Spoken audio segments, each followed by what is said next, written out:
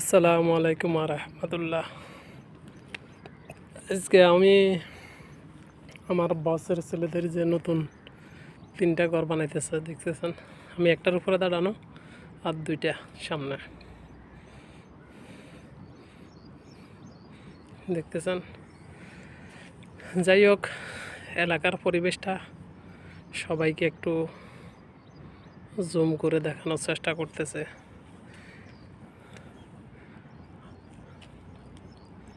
আশা করি সবাই দেখতেছেন এই জায়গার পরিবেশটা। আমি 3 তলার উপরে আছি।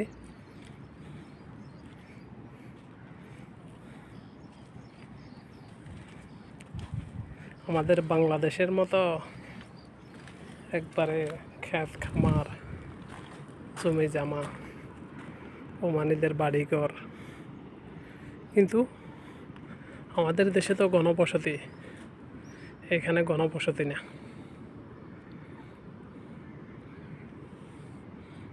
আমি একটু জুম করে দেখানোর জন্য চেষ্টা করতেছি, দূর থেকে ক্যাপচার করার জন্য। তো মাশাআল্লাহ, আমার মোবাইলের ক্যামেরা বহুত দূর থেকে ক্যাপচার হইতেছে। এই যে লাস্টে 2টা নারিকেল গাছ দেখা যাইতেছে না, ওই 2টার থেকে কত 500 মিটার পিছনে বা 1 কিলোমিটার হবে, 500 মিটারে হবে আমার মনে হয়। আধা কিলোমিটার পরে সাগর। ঠিক আছে, এই 2টা নারিকেল গাছের 500 মিটার পরে সাগর। বৃষ্টির পুরা পড়তেছে।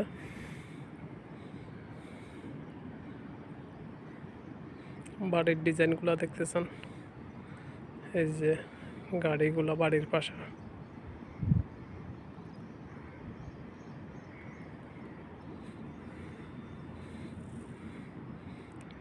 এই যে এখানে একটা দেখছেন 4 চালা হিসাবের 7 ফিটেই ঘর নেছে, মানে এটা বৈঠকখানা কিংবা কিচেন হবে। এই যে এটা, আর এটা তো অমানির্গ থাকার ঘর। দেখছেন নারিকেল গাছের পরিবেশগুলা বহুত সৌন্দর্য লাগে। এই যে এগুলারে বলা হয় মাজরা। দেখেন ভিতরে ঘাস চাষ করা।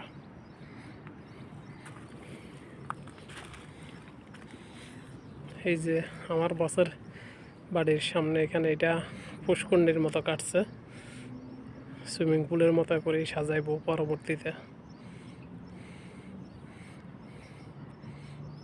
কাজ শেষ পর্যায়ে এলে এটা সাজানি বাউন্ডারি, 3 বাড়ির মিলে একটা বাউন্ডারিতে আবদ্ধ করা হবে। এই আর কি পরিবেশ। তো যাই হোক, প্রিয় ভিউয়ার্সরা, দেখলেন এটা হলো 3 তলার উপরে, ছাদের উপরে যে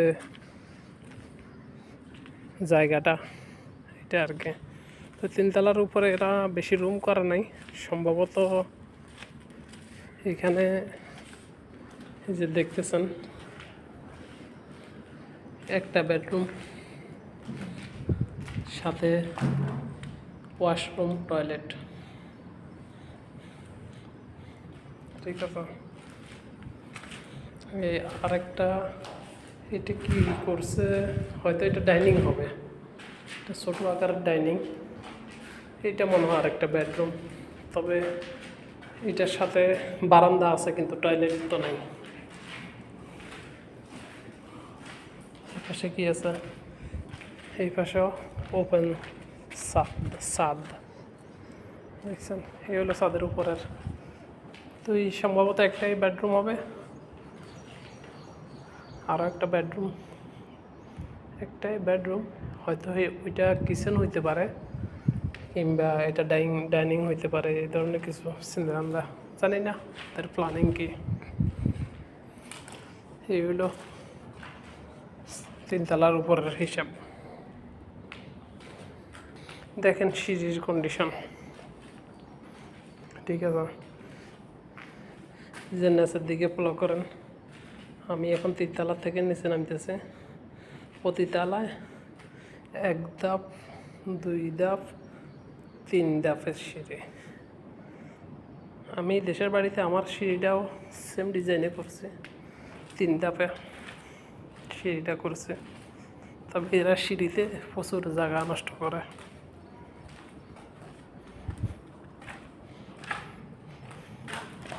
এটা এরা মজলিস বলে, হল রুম আর কি, ড্রয়িং রুমের মতো। এই হলো কন্ডিশন। এই যে ফ্লোরে যে পাইপগুলো ঢেলে রাখছে দেখছেন, এটাও একটা বেডরুম। এদের বেডরুম আবার অনেক বড় হয়, দেখছেন। এটা হলো কিচেন রুম, সরি টয়লেট। ঠিক আছে, এখানে একটা বেসিন বসাইবো আর কি। এইটা এদের যেটা হলরুম বলা হয়। আর একটা বেডরুম এখানে আছে। এটা মোটামুটি মিডিয়াম সাইজের, এটা টয়লেট। তো যাই হোক, এরা আবার নিচের তলায় লোকজন থাকে না, হয়তো কাজের মেয়েরা থাকে। এইটাও দেখছেন কত বড়। এইটাই মনে হয় আপনার যে মজলিস রুম, যেটা ড্রয়িং রুম বলা হয় আর কি। এটা একটা বেডরুম।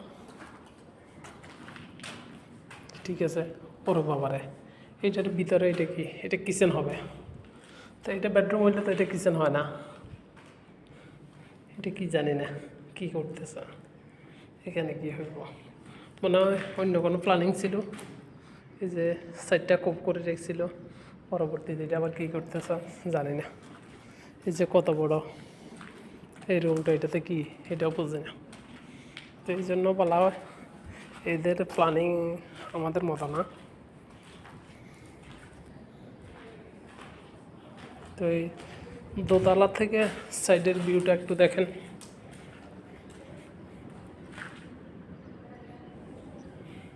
এই ভিউটা দোতলা থেকে নিতেছে। প্রথমেরটা তো তিনতলার ছাদের উপর থেকে নিছি, এই ভিউটা হলো দোতলার থেকে।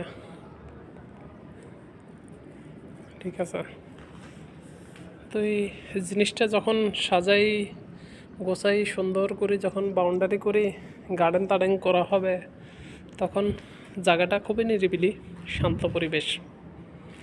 আশা করি ভালোই হবে। একবারে ওমানিরা আবার একটু নিরিবিলি পরিবেশ পছন্দ করে, এই জন্যই বেটার। এই এখন আমি গ্রাউন্ড ফ্লোর অর্থাৎ নিচের তলায় যাইতেছে। ঠিক আছে, দেখেন এখানে কি আছে। এটা পুরোটা ওপেন, আশা করি দেখতে চান। এই যে পুরোটা ওপেন, এটাও পুরোটা ওপেন। এখানে একটা বেডরুমের মতো দেখা যাইতেছে, এইটা বেডরুম মনে হয়। যখন একটা টয়লেট আছে তখন মনে হয় যে বেডরুম। এই যে টয়লেট, এই যে রুমটা ছোটো না, মোটামুটি বড় আছে। এখানে আরেকটা ওয়াশরুম টয়লেট আছে, দেখছেন। এইটা আবার আরেকটা বেডরুম হবে মনে হয়। ঠিক আছে, এটাতেও একটা টয়লেট আছে না, এটা অন্য কি জানি না। আবার পিছনের সাইডে ডোরও আছে। ঠিক আছে, আর পুরো জায়গা খোলা। ঘরগুলা দেখতে ছোট লাগলো, অনেকটা ছোট না, অনেকটাই বড়। আমাদের দেশে এত বড় ঘর হইলে আমরা অনেকগুলো রুম করতাম। এই আর একটা বেডরুম, এটাতে একটা টয়লেট আছে।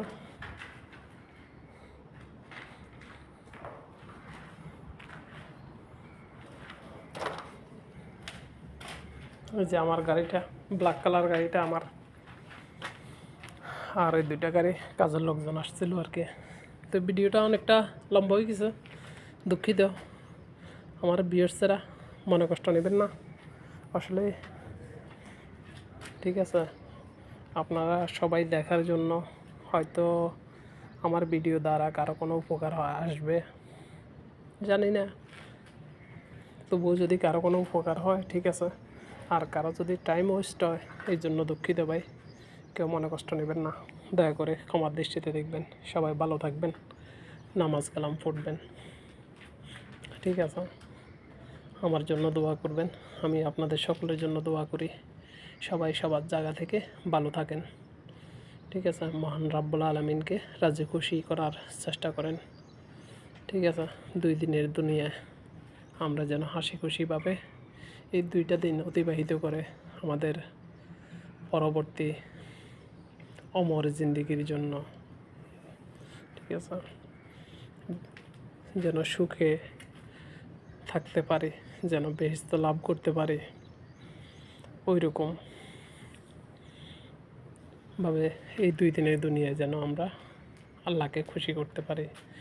নামাজ কালাম মহান রাব্বুল আলামিনের প্রতিটা হুকুম যেন রাসূলুল্লাহ সাল্লাল্লাহু আলাইহি ইসলামের ন্যায় নীতির উপরে যেন আমরা এই 2 দিনের দুনিয়াটা অতিবাহিত করতে পারি। তো এই প্রত্যাশায় সকলের কাছ থেকে বিদায় নিলাম। আল্লাহ হাফেজ। আমার জন্য দোয়া করবেন, আমি আপনাদের সকলের জন্য দোয়া করি। ফি আমানিল্লাহ। আসসালামু আলাইকুম ওয়া রাহমাতুল্লাহ।